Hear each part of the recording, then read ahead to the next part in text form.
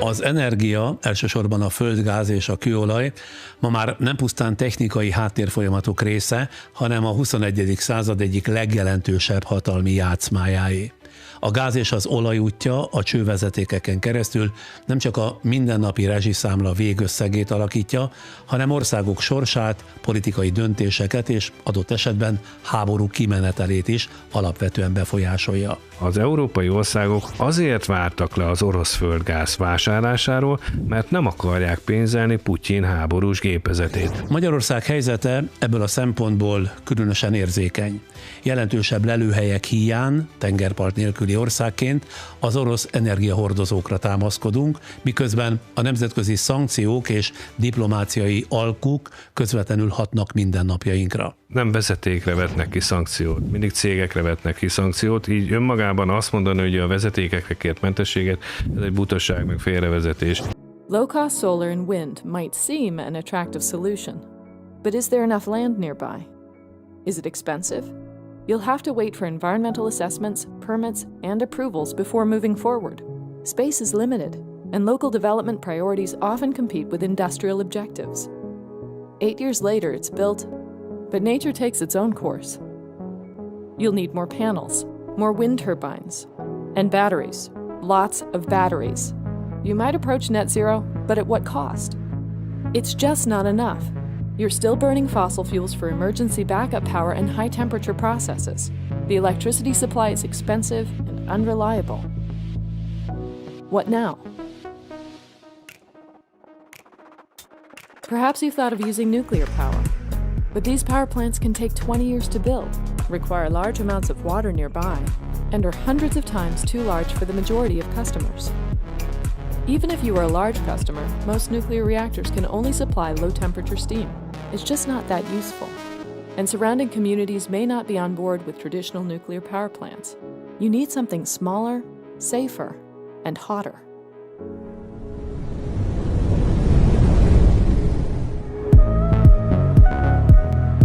You need the micromodular reactor, or MMR, the nuclear battery for decarbonization at the lowest system cost.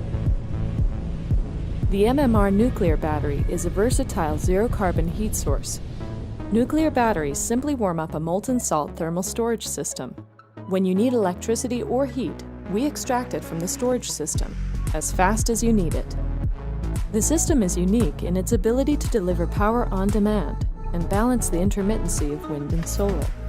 Using a molten salt storage buffer, MMR replaces natural gas peakers and forms the backbone for a renewable grid and your process heat applications. UltraSafe Nuclear partners with you to develop feasibility studies for your sites and your heat and power needs. We recommend the optimal number of nuclear batteries you need to balance or even replace the wind and solar supply. This will deliver the full energy demand at the lowest possible cost. The best mix varies based on the location and needs. In the desert with reliable sunshine, we will recommend more solar and less nuclear batteries. At higher latitudes, we recommend more nuclear batteries. In all cases, the goal is minimizing the cost of energy without costly power disruptions. We will handle the licensing and permitting to deploy MMRs on or near your site, and we will work with community leaders to answer questions and address concerns. We will help you arrange financing through owner-operator agreements or through a PPA. We will build the power plant, arrange for its operations, and we'll be ready for its eventual decommissioning.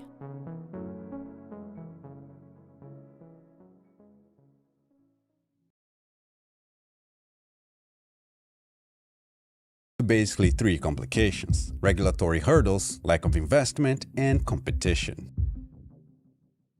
The nuclear industry is extremely regulated, and safety protocols must be designed for everything, even for problems that most likely won't ever happen. As you may know, small modular reactor technology was approved in 2020 and are commercially available since 2022. However, its approval came about after a 12,000-page document was submitted just for safety requirement, with a total project funding of about $600 million.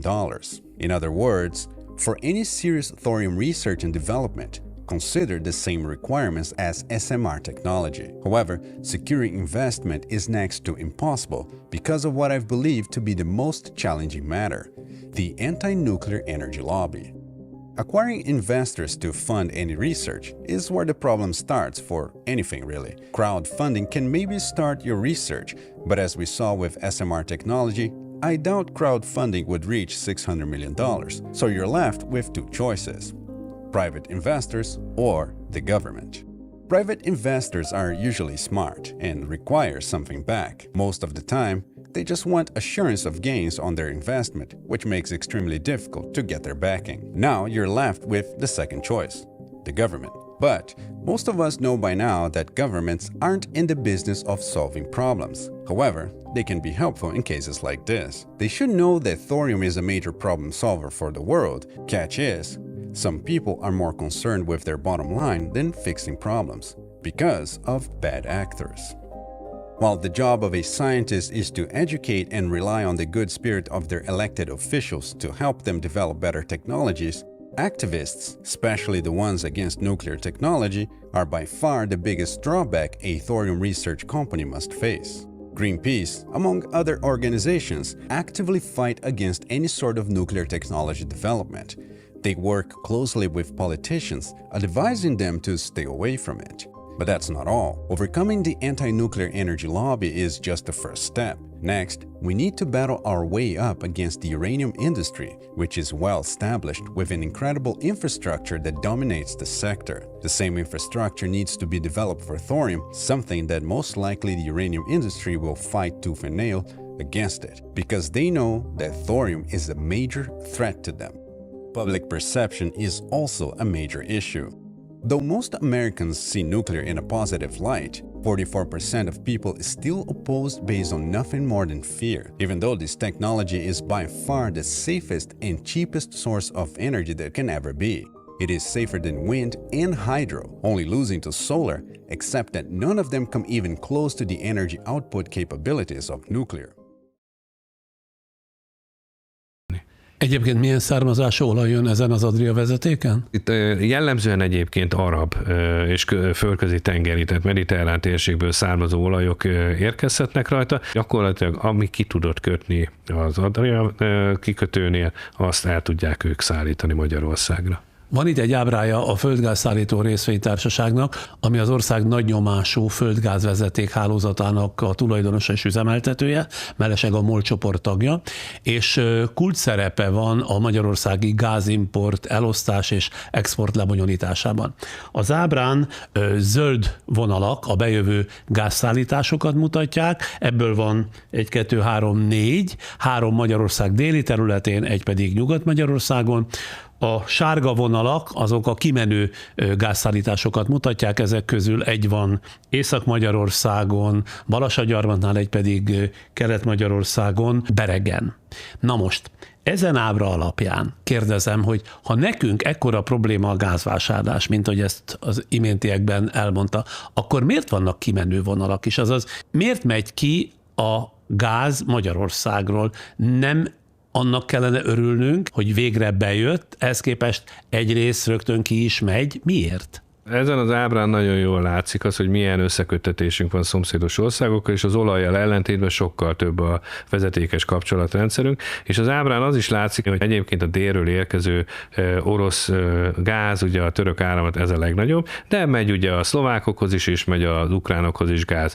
Nagyon fontos ebből a szempontból, hogy Magyarország éppen az ukrán vezeték januári leállításával abba a tranzitáló pozícióban lavírozhatta magát, amire mindig is vágyott itt Európa közepén, azaz a földgázszállítás az egyébként Európai Unió szinten egy liberalizált piac, jól átlátható és jól tarifa által lefedett piac. Ez lehetővé teszi azt, hogy az összes Magyarországra érkező gáz nem csak a magyar fogyasztók ellátását szolgálja, hanem része vagyunk annak a nagy nemzetközi európai infrastruktúrának, azaz rajtunk keresztül is kereskednek földgáz és adnak el más területeken. A magyar földgáz fogyasztás fogyasztás évente olyan 8-8,3 milliárd köbméter, de a földgáz szállító vezetéken forgalmazott gáz mennyisége meghaladja 17 milliárdot, azaz tranzitországgá váltunk, növeltük a saját geopolitikai fontosságunkat a gázpiacon.